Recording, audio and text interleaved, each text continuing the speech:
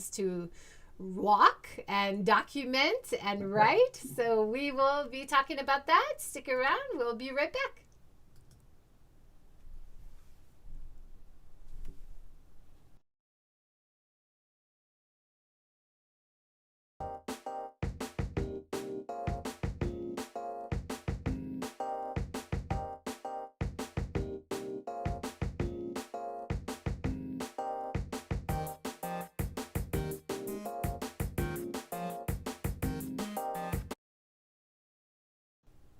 Hi, good morning, everyone, or good evening in terms of UK time right now.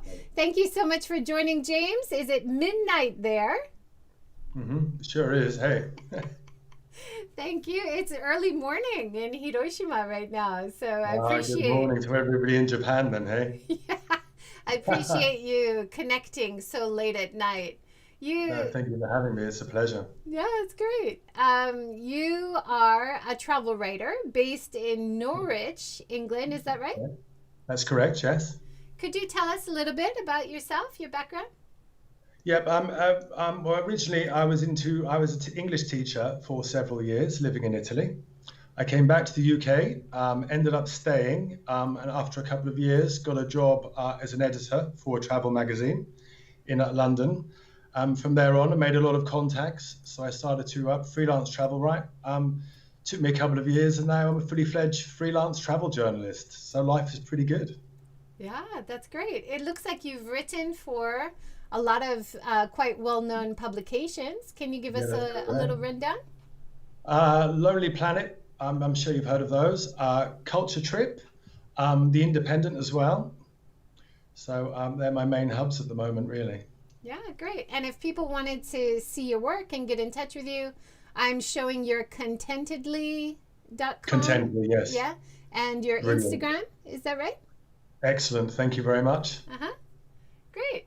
So you have visited Japan. Tell me about your travels in Japan a little bit. Yeah, I came over to Japan in September 2019 to visit Tohoku, but to hike parts of the MCT, so the Michinoku Coastal Trail.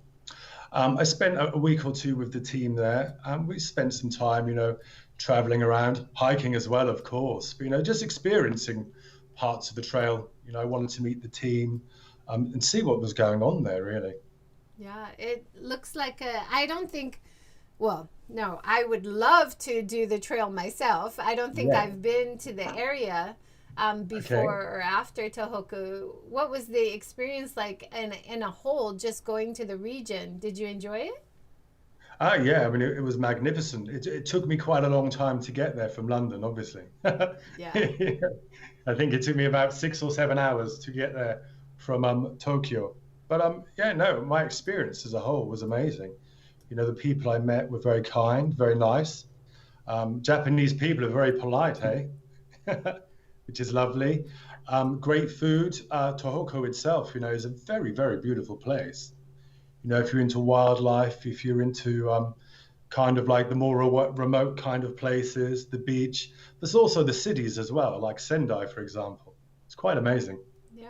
And in your articles, you were talking about the history of making the trail. Could you tell us the history a little bit? I certainly can, of course. I mean, after obviously the 2011 earthquake and tsunami, a massive recovery program started there. In some parts of Tohoku, it's still continuing. But the government in Japan came up with the idea of creating the trail. The idea ideally to get people back into the area, visitors, obviously get people hiking, but to experience the food, to experience the culture, and I think most importantly, which I thought was incredible, it was to get international travelers and people from Japan as well to to communicate with people in Tohoku and share stories. The stories of their experiences are quite remarkable, really. Yeah. I think in one of your articles, you say in 2013, the chief of Japan's environmental ministry, Yusuke Yeah. Sakuraba, started Yes. walking the trail with his child Yeah, on his he did. back. I, I was lucky enough to have dinner with him one evening in Sendai. He was a Wow. very entertaining guy.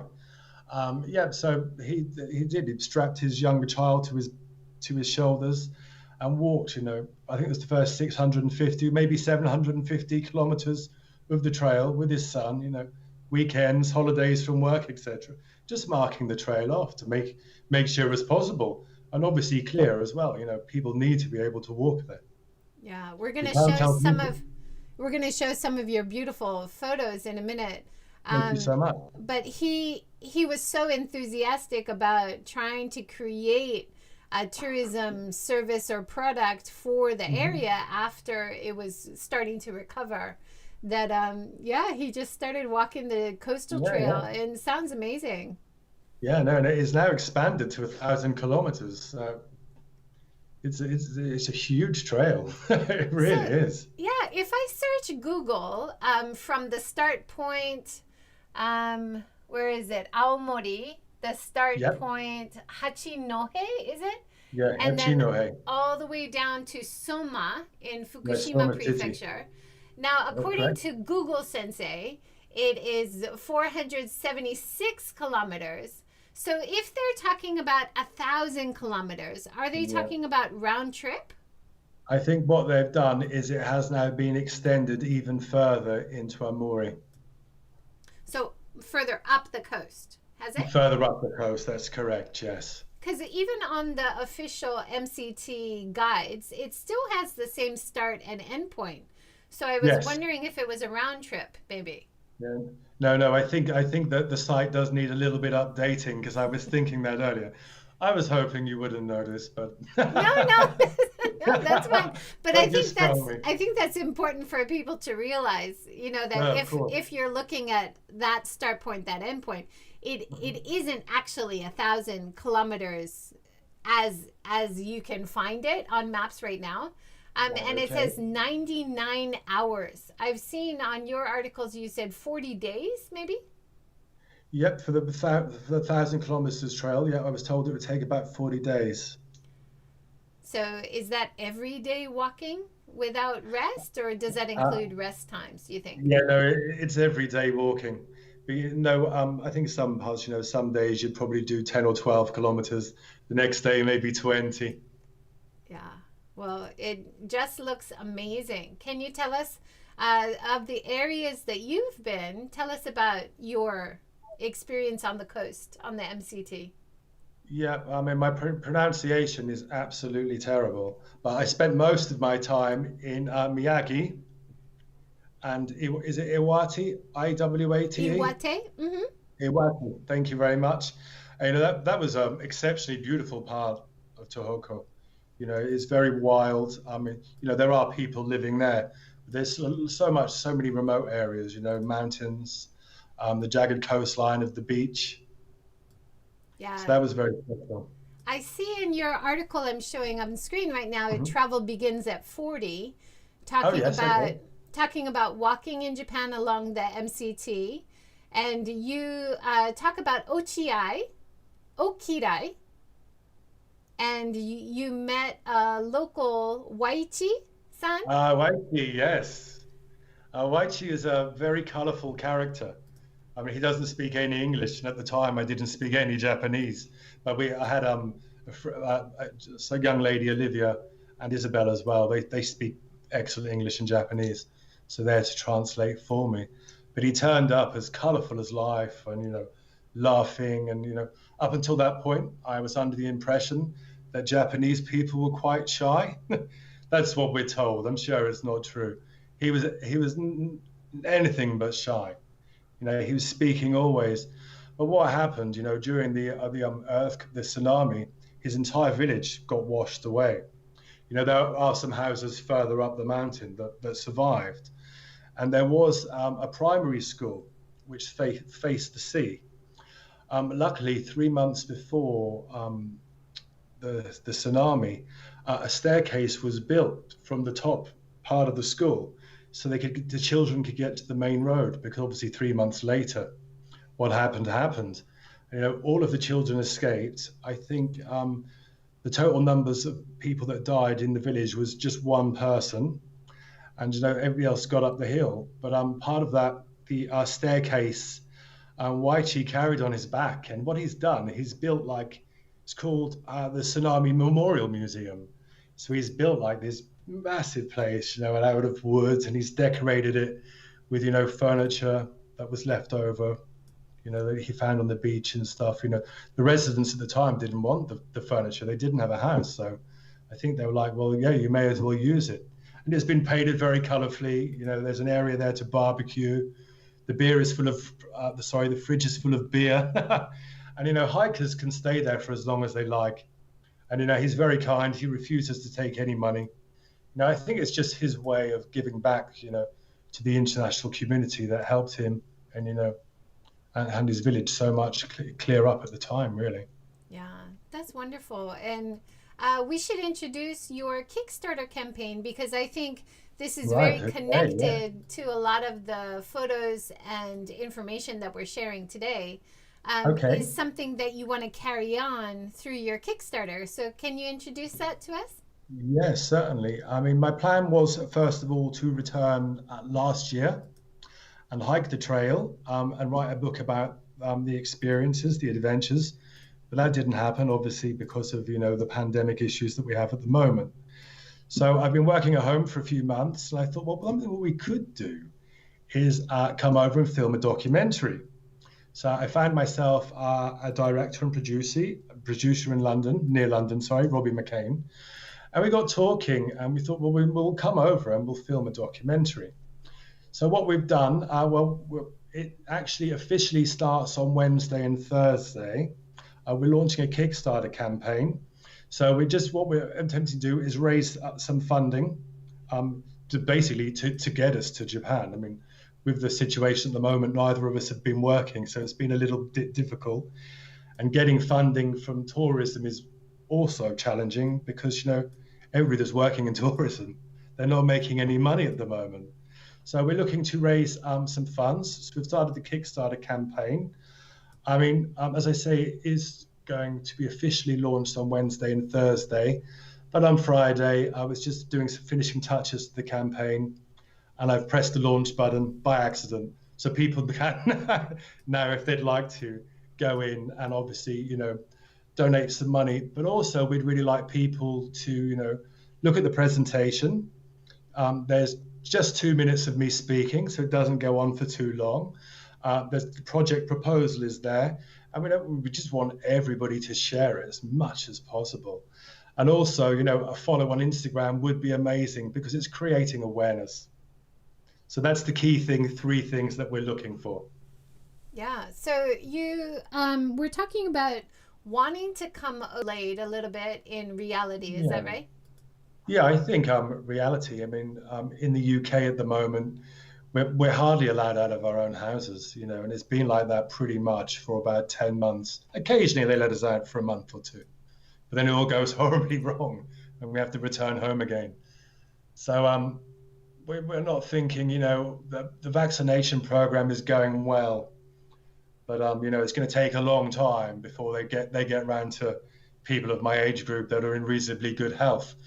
So, and also I think Japan is closed to British travelers at the moment as well. The last time I Googled, I'm constantly looking for updates, but I think the plan is really, we'll get the funding together, we'll get everything together. So as soon as we can go, I'll get on the phone to the MCT team and say, look, can we come?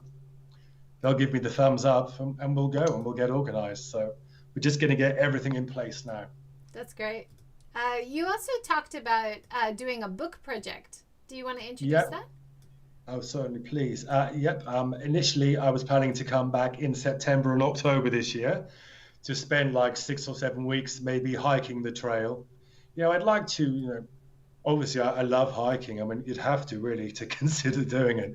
But, sometimes, maybe I'd like to spend a day or 2 in a city or something, So I thought maybe do it over a slightly longer period of time, maybe 2 months or something. That's up for a company called Hallams Publishing. So I'm going to come over, write the book, but again, that might have to be put back till maybe next year. Who knows? I mean, that's something we'll have to wait and see. But that's the two projects that are happening. They are definitely happening.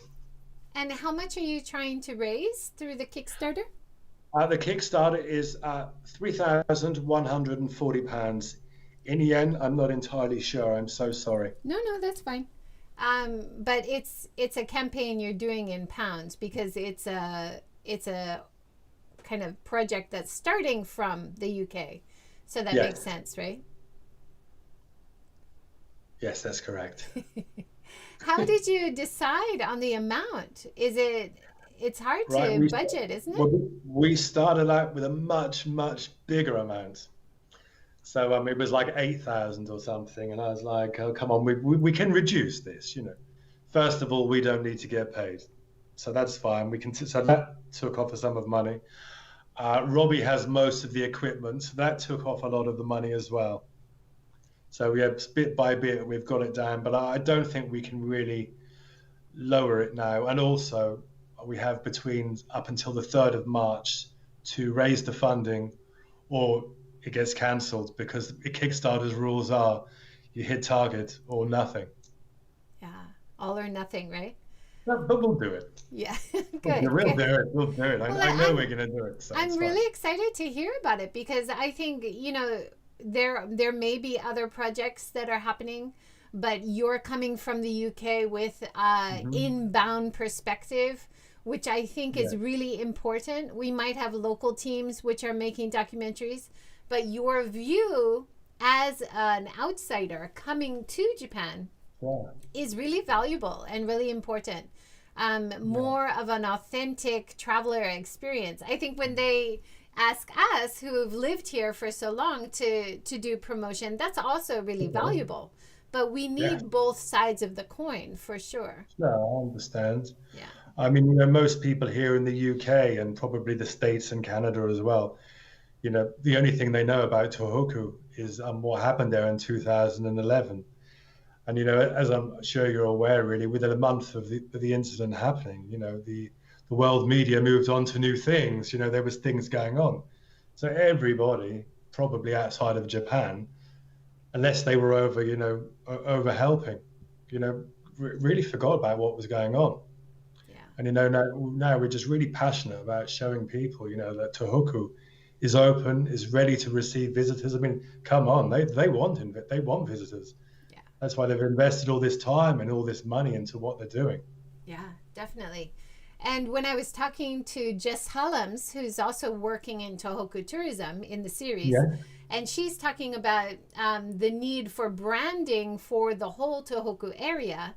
And I think this MCT trail, which goes along the coast around different prefectures, is Yes. really key because it kind of ties a lot of the prefectures together. It's not Hmm.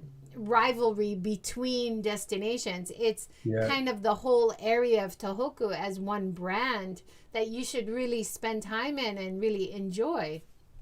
Yeah. It's great. And It's great. and Great she to see told me everybody working together. it's the least visited area of Japan, but it Yeah. has So I hear. so much to offer. It's amazing. Yeah. Yeah. I mean, hiking. I mean, but Japan's got some great hiking trails already. But I'm fully confident because people that are obsessed with hiking, they always want to discover something new. Yeah, And definitely. what I think, as I said earlier, the trail is very remote, but there's a lot of villages, towns, and cities there as well. So it's a mixed bag. And also, it's letting people, some people, I mean, yeah, maybe it's just the way they think, oh my God, I can't go there and walk all that way. And you're like, well, you can just do maybe 100 kilometers or 50 kilometers or 200, whatever you want to do. Yeah. When So it's just making people aware. Definitely. And when I visited, although they don't recommend that you travel by train now, when things post COVID do start to Yeah. happen with travel restrictions, it is Hmm. very easy to go from Tokyo area or around the airports to Yes. Miyagi or to the Tohoku area. It's Yeah. actually very well connected and it doesn't take very long at all. I think you can do it in like 3 hours. It took me 6.5, But the the girl at the train station obviously gave me long way round tickets or something. It's not what you need after a 13-hour flight, right? No, no, But yeah, I got that's there. But yeah, I think in about 3 hours. So that, I mean, the bullet train, they're comfortable. It's quite a nice experience sitting on those. So yeah. And then the Kiwi Yamabushi, who was talking about the area of Yamagata, he was talking Mhm. about even renting a car during coronavirus time and driving 8 hours up to Yama. So it is possible to drive Yeah. 8 hours. That's in the UK. That's not that long, right? Yeah, no, it's not actually. But I think the issue is, at the moment we simply cannot come to Japan. Yeah. I think Japan is saying no Brits for obvious reasons. It's very acceptable. Yeah. Now you're a You know. travel writer not only for Japan. So Mhm. this whole coronavirus time must have been really hard for you, not being able to travel around. Have you found transition stuff that you Uh, can do from home? I think I'm going to surprise you really, because all of my friends were like, "You're just not going to be able to cope." And I thought, well, I'm home. I've never really spent that much time in this apartment before, and I've had it for like 12 years. So yeah, I'm home, and I'm actually quite enjoying it. And for the last maybe 2 or 3 months, I've been working solely on this project, the MCT project. I mean, I thought when I first started the Kickstarter project, I thought, oh, that'll take me a couple of hours.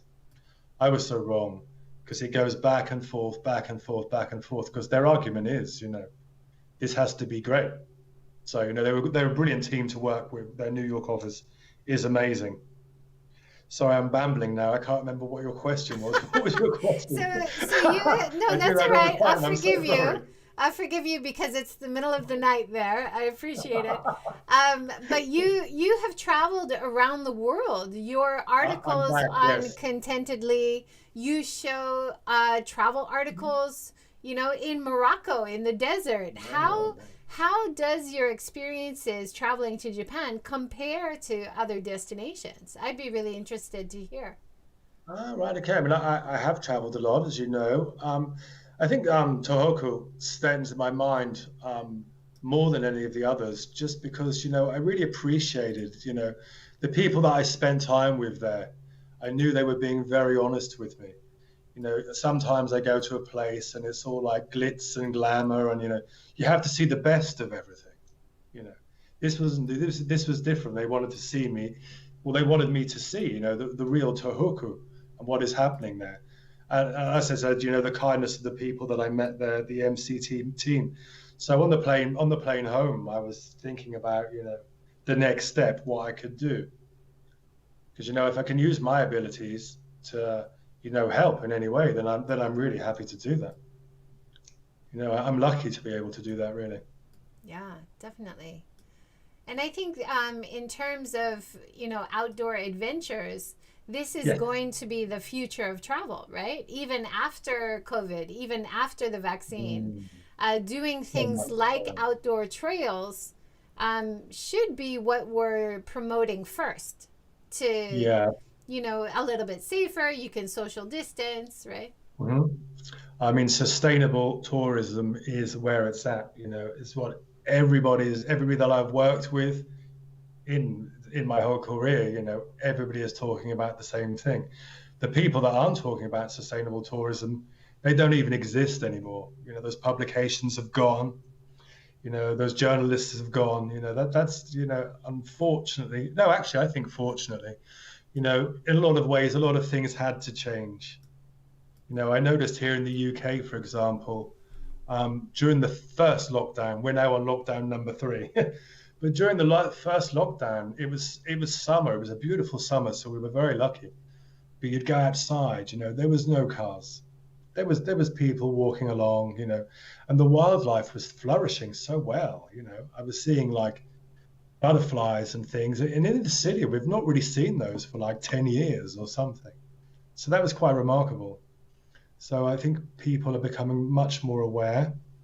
I think you'll still get that group of tourists that like to go to. I should watch what I say here, really. Perhaps somewhere like Benidorm in Spain, and drink beer and eat English food and lay on the beach for 2 weeks. I don't think that market will completely eradicate because it's there for a purpose. There are people that love it. But, I think, sustainable tourism, 100%. It's going to be a lot of fun. Wonderful. Donna has joined from Periscope. Thanks for joining, Donna. She Hi, says, Donna. traveling up to Tohoku is quite easy from Tokyo. I travel to Ishinomaki in Miyagi quite regularly. Yes, yeah. oh, brilliant. I have been to Ishimaki as well. Thank you, Donna. Yeah, I'm showing one of your article screenshots here. It says the MCT is peppered with beautiful beaches and jagged outcrops. Yes. Did you notice along the coast as you were going from north to south, did you notice a big change in the kinds of views, or was it very consistent? Yeah, no, there are changes. I think the further north, if I remember correctly, was more remote. As it got further south, sorry, not further south, but towards Sendai, places like that. I mean, that's a big cosmopolitan city. I really enjoyed it there. I had a good time. And down to Soma City in Fukushima, it wasn't particularly built up, but there was a lot of work going on there at the time. The motorways were being rebuilt, etc. Yeah. And that end of the trail as well, there was a lot more massive seawalls being built. Yeah. Incredibly high, some of them. I talked to Angela Ortiz, who runs Place to Grow, a nonprofit in Japan to help the Tohoku area. And I sent Angela an email about an hour and a half you ago. did? How are you doing, Angela? Wonderful. And she Sorry. did a big cycling trip along the coast not long ago. And they were talking about the seawalls. And they were staying in areas where there were big seawalls built, and it was a very odd feeling. But they understand, of course, you feel safer, but also you feel walled in, which is very unusual along the coast. You have the open view. So, I mean, I think in that part of the coastline there is that issue, of course, but there was lots of other parts of the coastline, but they're probably more for walkers. They're up high. It's very jagged. Yeah. I don't think you could cycle up there. I mean, walking. I understand what Angela's saying for sure. Yes. Yeah, the walking route would definitely be different from the cycling route that they took. It looked like they had quite a lot of climbing. There was a fair bit of climbing. I think Angela was saying they had wished they had a bit more time to take it slower, right? Right, okay. When your legs are dead and you have another big hill climb the next day. A lot of, you might cycle it as well next time. Just take your time. Yeah. So that was perhaps a part of the trail that was a little less beautiful, perhaps in places. Yeah. But I guess the wall's there for a reason, right? Some of your photos just look amazing, like the rocky coast, but also it looks like beautiful little swimming inlets, gorgeous little forested areas you walk through. Yeah, the forest is amazing. I love the forest. It's good for the soul, I think. It is good for the mind. Makes you feel good. Do you enjoy the forest? Are you a forest kind of person? Oh yeah, we're in Hiroshima, so there's a lot of great hiking around here as well. Lovely. Along the way, you talk to other locals, it looks like, and a lot of fishermen. You were writing about talking to some of the fishermen or some of the people living in the fishermen villages. Yeah, I mean, the great thing really I found most intriguing was, that everybody made me feel welcome. And I think that, but it's not just me, the people there make everybody feel welcome. I mean, even though there was no communication, at the time, as I said, I didn't speak any Japanese. These gentlemen, obviously, they don't speak any English at all, but they were like, hospitable, offering tea, food, beer. And I met some backpackers. They were offered, people getting invited into people's homes, for food, to take a shower, a bed for the night, or to pitch a tent maybe in people's gardens. So it seemed like the entire communities really were getting on board with this idea. That's not all at once. I think some people have been a little apprehensive. It's something new, but bit by bit, that they're learning about the MCT, and I'm getting out there and experiencing the trail for themselves. Yeah, wonderful. Carolyn Pover, who wrote the book 1 Month in Tohoku, who has Ah, appeared in the I series as spoke to well. Caroline earlier today Oh, as you well on did? Okay, Instagram. wonderful. Hi, Caroline. She of course, her book focuses a lot on the coastal Mhm. communities, and she spent Yeah. time in one of the fishing villages where they Amazing. they were actually more prepared than other areas. And as the tsunami started coming in, the fishermen Mhm. instinctively knew to go further out to sea, and their boats were Yeah. able to survive. Oh, wow. Okay. Really amazing stories she had in that book, and in the talk as well. So I'm going to read this book 100%. yeah, definitely, Yeah, I it would will be I would suggest fascinating. it. And Robin Lewis as well, who's been in the Hi, series Robin. talking about Maimizu. He also has been along the Tohoku coast quite a bit. He's got Yes. some information, great information online about Tohoku. So it's so great to see so many of you guys working on such beautiful content from the area and helping to promote it more. Definitely Thank you. something that more people need to visit, more people need to read about. Yeah, I think and I think another thing very important, that is the sustainable aspect of the trail as well. I don't think they want like a million people to turn up. It's just a steady flow of people, walking along and experiencing what they have to offer. Yeah. Well, don't you think somewhere like along the MCT can absorb so many more tourists who are interested in slow Yeah, travel or absolutely. sustainable, and spread people out, right? It's not like sending everyone into a enclosed location or a Yeah, city center. no, completely the opposite. Hey, Yeah. So how long did you spend so far in the MCT when you visited I before? I was there for a week. It was very much, racing around, a big introduction. We'll go here, we'll go here, we'll go here. But it was great. I had a wonderful time. It was just to get a feel for the MCT, and And obviously give me some ideas to come home and get writing. Really. yeah, wonderful. For the your partner making the documentary, can you tell me about his work or how you started working together? Yep, I met Robbie on a social media kind of work social media site, and I put a post on, and he came back to me, and we spent a lot of time on Zoom. He sent me over his work. I mean, he's particularly interested in travel, landscape, and people-led stories. He's very familiar with Japan as well. He spent a lot of time in Japan, so we got to know each other better. I ideally think he'll be perfect for the project. Wonderful. How are you? I don't know if you know about the filming side, but I'm interested to know about the kind of cameras or the kind of filming that you're planning to do.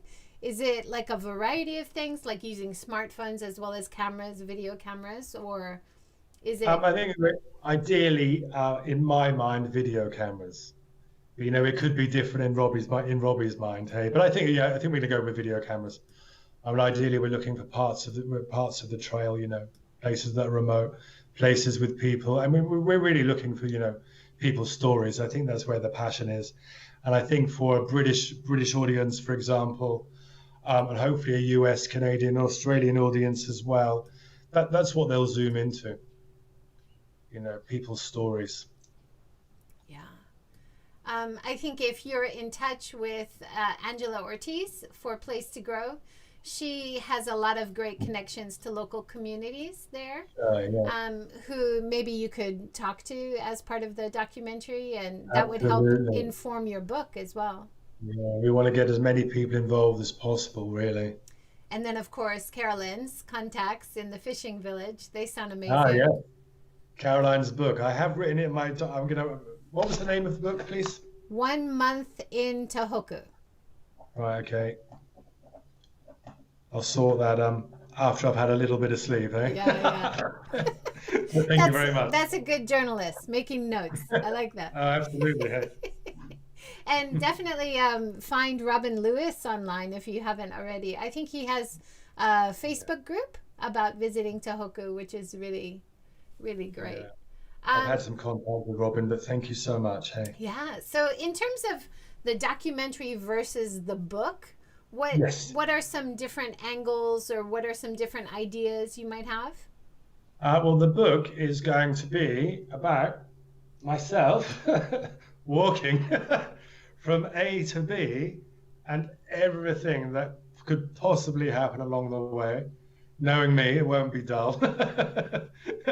And, the people that I meet as well, what I see, what I experience. So it's not really going to be a guide as such, although it will be a guide as, the places along the route. I really loved reading Bill Bryson as he walks through the Pacific Coast Trail in America. And that was maybe similar to what you're thinking about, like a very personal view, talking with his fellow walker along the way, the kinds of conversations they had. That would be wonderful in the Tohoku area. The only question I have for myself is, am I going to do the hike alone, or am I going to drag somebody with me? Maybe ask people to join for different sections. That would be interesting. I think that's what I'll do, because to take, say, like one of my colleagues that I work with quite often, but we work together for 2 or 3 or 4 days, 40 or 50 days. You don't know, that can change boundaries of relationships, right? Yeah. And I really believe that. I think it's a very big risk. Yeah. My now husband and I, we met in Kyushu, and we both had a love of traveling. And after we left Japan, we traveled together for 18 months around Asia and Europe. And I think that's a pretty good test of a relationship, whether you're going to want to stay together or not. So yeah, choose your travel companions wisely, I would say. Yeah, I think what I will do is speak to the team at the MCT and say, have somebody join me on this part and that part, and maybe have some time alone as well, and mix it up a little bit. Yeah, no, I know think they'll that be sounds happy to great. help me. Yeah, walking with locals and hearing their stories as you walk, that would be powerful. I mean, that's where the stories are, right? Yeah.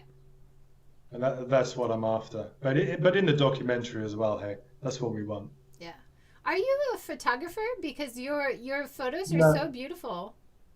I take my photos with my iPhone. It's good. They work. I was going to spend a lot of money on a camera a few years ago, and one of the girls I work with, Laura, she's an Irish girl, she said to me, "Don't waste your money." I said, "Why not?" She said, "No, use your iPhone."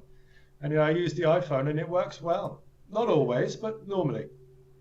Yeah, I was talking with a professional photographer, Alfie Goodrich, the other day, and he says your best camera is your most available camera, because you're not going to be a great photographer unless you have it there ready to use.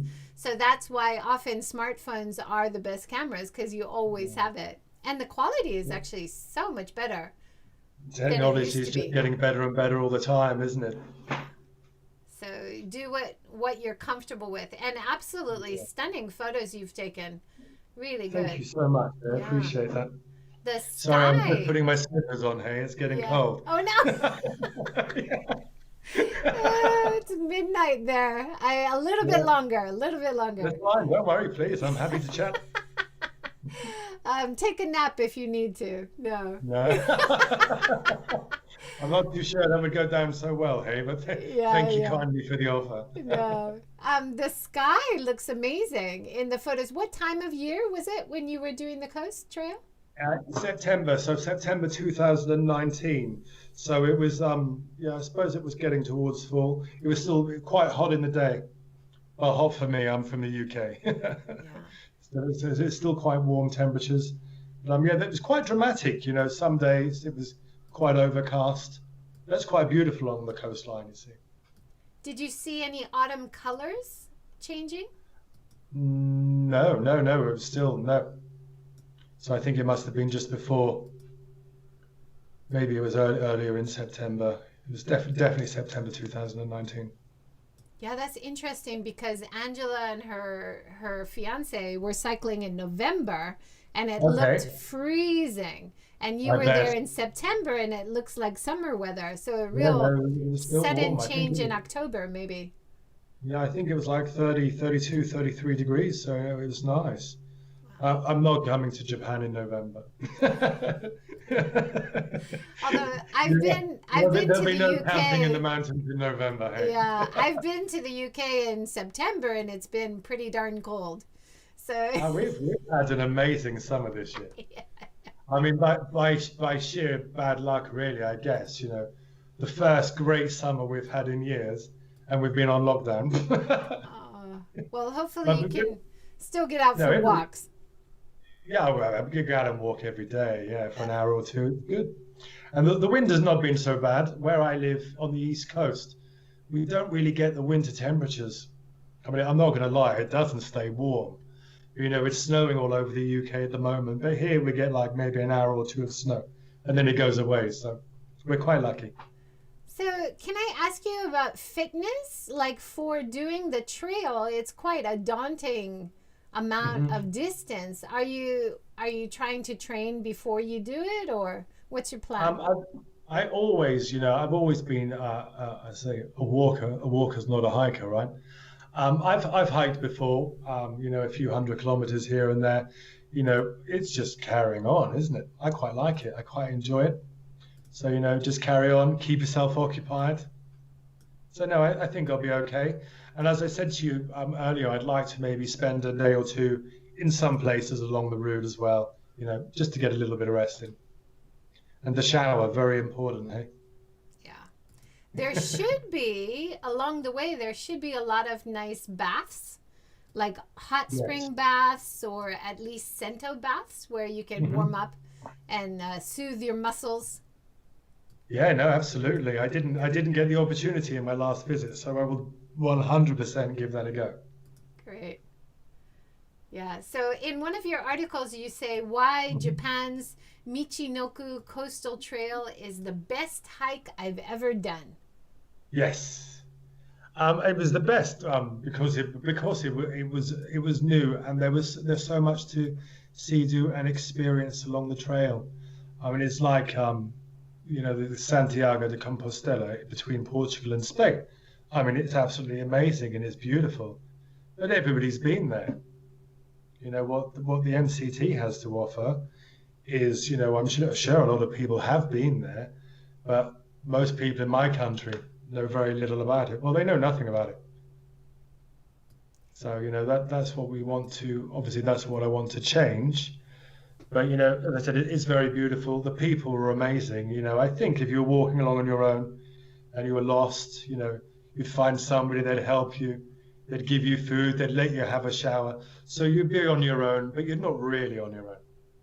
I mean, you can go off into like the Western US and stuff and go hiking through the desert and stuff. If you got into trouble, you would be in big trouble because there's nobody. Are you planning to carry a tent or book travel places to stay along the way? Um, well, to be honest with you, I don't really want to carry a tent. I don't really want to carry anything. But that's something I'm going to have to do. But I want to be able to pack as lightly as possible. But so I guess I will have to take a tent for parts of the journey. Definitely. And are you using a travel agent or are you trying to organize most of it yourself? I will get obviously I'll organize parts of it myself, but I'm sure the MCT will help me with the planning, like, say like, basically a list of like, right, day one, I'll go here to here, day two, there to there. You see, I'm an English man, I've got to be organized to a point. I like to be organized. I don't necessarily stick to the plan, but I have to have one in place. So like every morning I could think, right, I'm walking this far today. Does that make sense? Yep. I think Okay, that's I great. think that's really interesting. I do consulting for destinations. about Okay. inbound travel to Japan. And quite often, the way that international travelers come to Japan and travel Mhm. is very different from the way Japanese travelers travel abroad.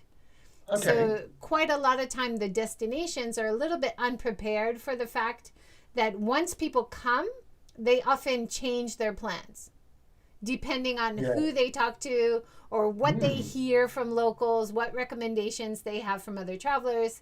They'll change their Yeah. plans, which Completely. I think is really common for international travelers, but it's very different from the way Japanese travel abroad. They book Okay. everything in advance. I think it would be. I think booking everything would be very confusing for me. No, I'm not going to. I'm just going to turn up, and it's either going to be a tent and a sleeping bag, or a guest house or something. Well, I would Work it out as recommend well. as well getting in touch with Jess Hallams, who does a lot of travel itineraries in the Tohoku Okay. area. And she was in the series, so I'll send you her link as Thank you well. so much. I Yeah, appreciate that. she's based in Sendai, and you like Sendai, so I do. Yes. you could Yeah, start it's there. nice. Nice city. All right. What else should we talk about? We've got about 15 more minutes. What haven't we Okay. covered? Um, Any other stories from your trips or planning for your trip that you'd like to talk about? um, not as such. Not really. Sorry, that's no help at all, is it? That's not the answer you were hoping for, really. No, that's okay. So what the plan is right now is to kind of wait until travel restrictions are lifted and Yeah. then book your travel. You book your Yes. flight and then maybe a few places to stay along the way, or what is your plan right now? When we when we do come over, hopefully May, but as we said earlier, quite probably it won't be May. It'll be later in the year, and we're going to meet Kumi from the MCT in Tokyo, and I guess we'll probably be getting the bullet train because I think she prefers to take the train than drive. And basically, we're going to be in her hands. I know she'll plan out, well, she'll ensure that we meet the, people to make the stories along the way, really. I think there's a very good chance that Robin Lewis will be joining us, so that'll be very exciting. Wow, great. Hopefully Angela as well. I'll email her again once I've had a few hours sleep. And yeah, That so would I mean, I'm be sure we could all maybe get together on WhatsApp or something and discuss what everybody thinks would be a good idea where we should go, really.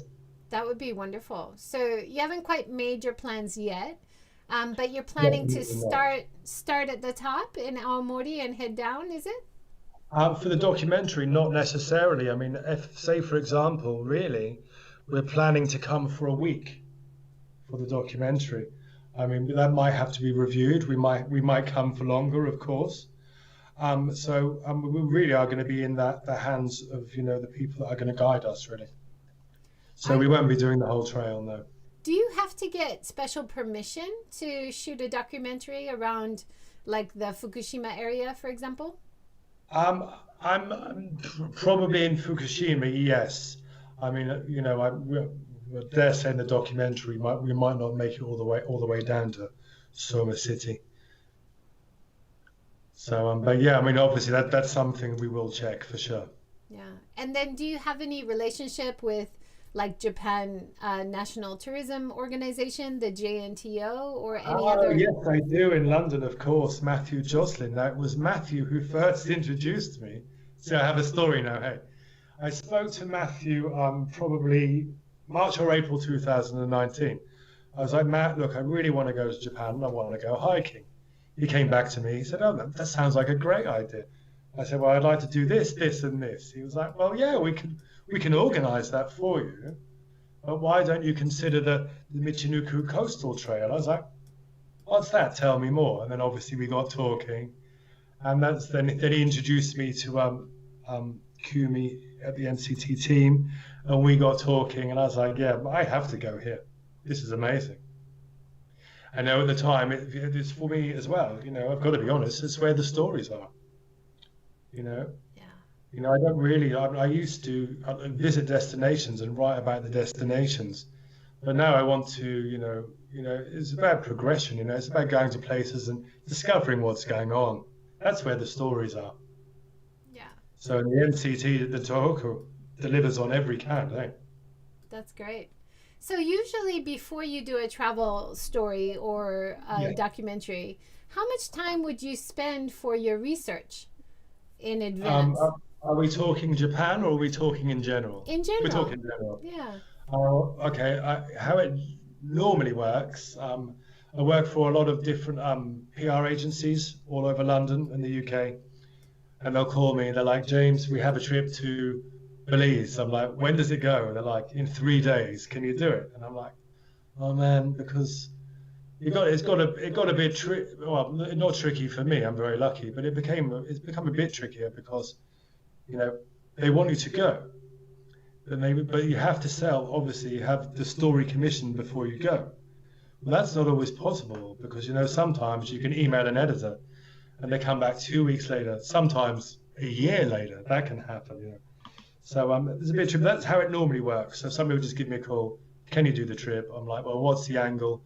What will we be doing? Because it has to be something that I believe in, something that I can get behind. Because otherwise, writing is not much fun if you're feeling like you have to do it. It's not enjoyable, and that really shows. Yeah. I can read that sort of article and know straight away. I'm like, you didn't even like that, so Yeah. that's no good. It's not This year is I'm staying focused completely on the MCT. good. This is what I'm doing this year, and as if it gets postponed, then it'll be next year. But Right. I really think we'll be over at some point this year for the documentary, at least. I would hope so. Maybe you could That's make what I it believe. by autumn and see the Yeah, beautiful exactly. colors. Yeah, And exactly. yeah. And then Yeah, yeah. speaking of angles, of course, coming this year would have a powerful angle because Of it's the course. 10-year anniversary since the In March, yes. devastating tsunami Yeah.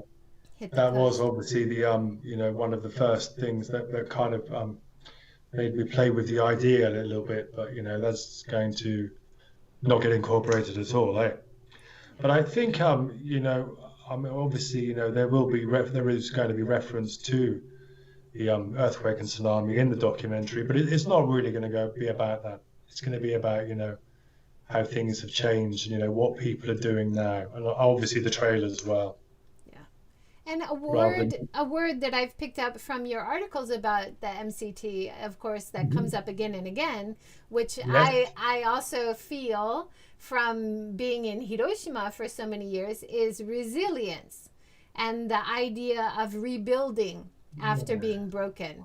I mean, it's so. There's a wonderful organization in the Tohoku area that makes jewelry called the Nozomi Project, and Nozomi they Project. have the tagline, uh, "Building beauty from brokenness," and Oh they're man, okay. using shards of porcelain found on the beaches to make jewelry pieces. I mean, there's That's fascinating. so many beautiful stories like that, and I think Yeah.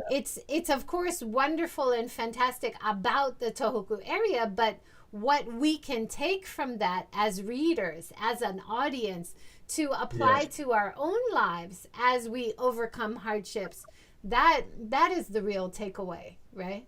I mean, for me, it put kind of put life into perspective for me, really. I was living in London at the time. Your biggest problem is you've missed the tube, or you've lost your wallet or something. And you go to somewhere like Tohoku, and you meet people, and it's like, wow, you can meet people that lost everything.